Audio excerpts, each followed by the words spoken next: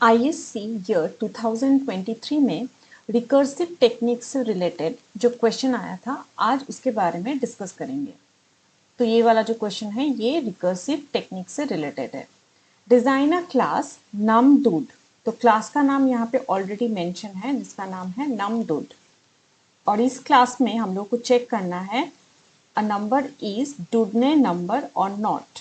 डुडने number क्या होता है, यहाँ पे डेफिनेशन ऑलरेडी दिया हुआ है। A Dudeney number is a positive integer that is a perfect cube such that the sum of its digits is equal to the cube root of the number। तो इसको एक एग्जाम्पल के through से अगर समझेंगे, 5832 ये एक नंबर है, यानी कि 5832 इसका जो भी डिजिट्स है उसको अलग से हम लोग क्या करेंगे, ऐड करेंगे। 5 + 8 + 3 + 2। तो एक्चुअली जो सम ऑफ डिजिट है उसका क्यूब करना है। तो सम ऑफ डिजिट करने के बाद आया है 18। तो 18 का क्यूब करने से हम लोगों को फिर से वही ओरिजिनल नंबर वापस मिल जाएगा, 5832। इसीलिए क्योंकि ये ओरिजिनल नंबर और ये जो क्यूब का जो रिजल्ट है ये दोनों आपस में इक्वल है, तो इसलिए ये डुडने नंबर है। तो यहाँ पे क्लास नेम ऑलरेडी इसका मेंशन है नमडूड, और इसका जो इंस्टेंस वेरिएबल और जो डेटा मेंबर है इसका भी नाम दिया हुआ है क्वेश्चन में। ये ऐसे दिया हुआ ही रहता है क्वेश्चन में। अपने हिसाब से हम लोग कोई भी वेरिएबल का नाम नहीं लिख सकते, यहाँ पे जो क्वेश्चन में दिया हुआ रहेगा हम लोग को वही लिखना पड़ेगा। तो यहाँ पे क्या लिखा हुआ है, num to store the positive integer number. ये नम किस लिए यूज होता है, पॉजिटिव इंटीजर नंबर को स्टोर करने के लिए। इसके बाद है मेंबर मेथड। हम लोग को यहाँ पे बेसिकली 1 2 3 4 यहाँ पे ये मेंबर मेथड यूज करना है। उसमें से पहला वाला जो मेंबर मेथड है वो है नमडूड। ये डिफॉल्ट कंस्ट्रक्टर है, हम लोग को देखने से पता चल रहा है कि ये डिफॉल्ट कंस्ट्रक्टर है, बिकॉज यहाँ पे जो क्लास नेम है और जो मेथड नेम है ये सेम है। तो क्लास नेम और मेथड नेम जब आपस में सेम होता है, यहाँ पे देखिए सेम है, तो सेम होने से इसको कंस्ट्रक्टर कहा जाता है।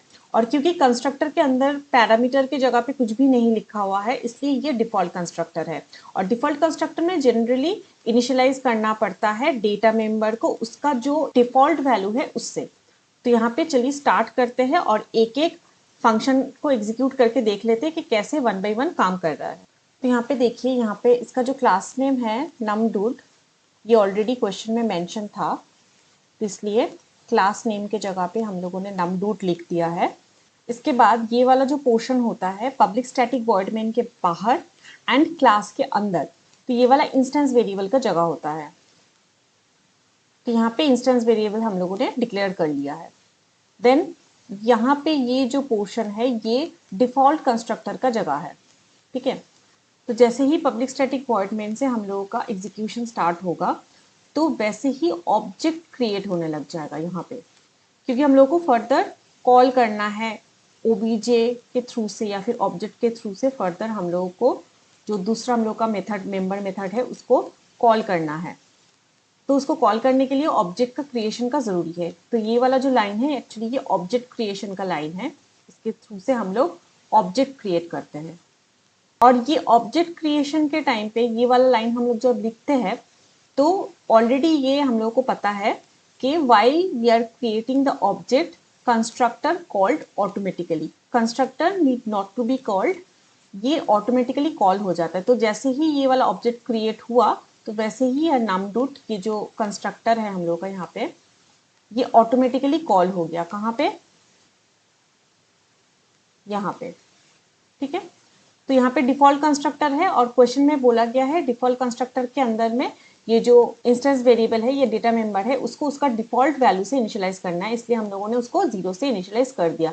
तो अभी नम के अंदर 0 स्टोर हो गया। देन इसके बाद obj.input, तो जैसे ही obj.input कॉल होता है तो ये इनपुट फंक्शन क्या करता है, यहाँ पे कॉल होता है और फर्दर हम लोग यूजर से एक नंबर मांगते हैं कि एंटर अ नंबर। तो जैसे यहाँ पे एंटर अ नंबर हो गया, तो वैसे ही हम लोग यूजर से हम लोग को एक नंबर मिल गया। मान लेते हैं यहाँ पे यूजर ने 5832 दे दिया है हम लोगों को। तो हम लोग को ये भी पता है कि नेक्स्ट इंट, इसको कॉल करने के लिए भी हम लोग जैसे एससी बोल के जो ये ऑब्जेक्ट के इससे थ्रू से कॉल करते हैं, और स्कैनर क्लास का ये लाइन भी हम लोग इसलिए लिखते हैं क्योंकि फर्दर हम लोग इसी को क्रिएट करने के बाद ताकि इसी से हम लोग कॉल करवा सके नेक्स्ट इंट बोल के जो ये मेथड है इसको। ये मेथड कहाँ पे रहता है, ये ऑलरेडी स्कैनर क्लास के अंदर स्टोर रहता है, इसलिए स्कैनर क्लास के रिस्पेक्ट में हम लोगों को ये ऑब्जेक्ट क्रिएट करना पड़ता है। ये भी ऑब्जेक्ट क्रिएशन का लाइन है और हम लोगों ने एक ऑब्जेक्ट क्रिएट किया है, इसका नाम है SC। तो यहाँ पे ऑब्जेक्ट का नाम है SC और फाइनली हम लोगों ने SC के थ्रू से ही नेक्स्ट इंट को कॉल किया है, नेक्स्ट इंट मेथड जो ऑलरेडी स्कैनर क्लास के अंदर में प्री डिफाइंड है।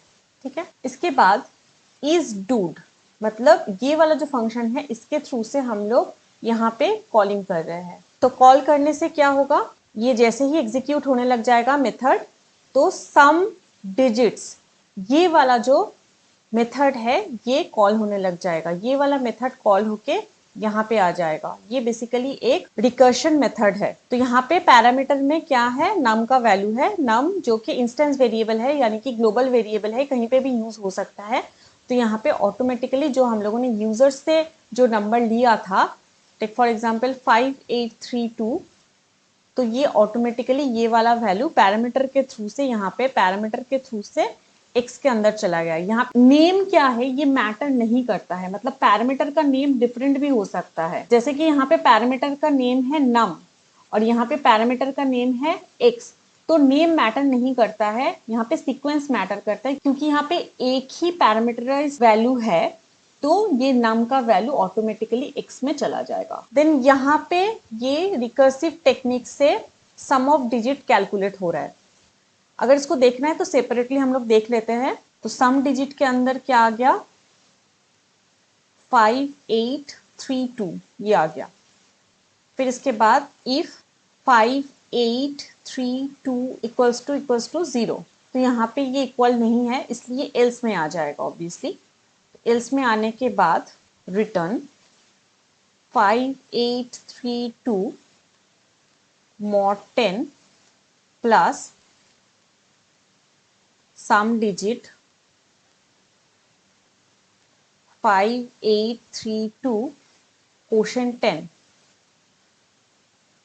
तो यहाँ से हम लोगों को क्या वैल्यू मिलेगा, यहाँ से मिलेगा 2 और यहाँ से मिलेगा कोशेंट वैल्यू 583। ठीक है, तो इस पोजीशन में इसको ऐसे छोड़ देंगे, रिटर्न करते टाइम हम लोग कैलकुलेट करेंगे। तो नेक्स्ट इटरेशन सम डिजिट 583, क्योंकि अभी पैरामीटर का जो वैल्यू हो गया वो मॉडिफाई हो गया। तो इफ 583 इक्वल्स टू 0, तो यहाँ पे इसको क्रॉस कर देंगे। देन एल्स रिटर्न 583 mod 10 सम डिजिट 583 कोशेंट 10। फिर से क्या वैल्यू मिलेगा हम लोग को, यहाँ पे 3 मिलेगा, इसको ऐसे ही छोड़ देंगे और इसको इसका 58 मिलेगा। Then next iteration sum digit 58,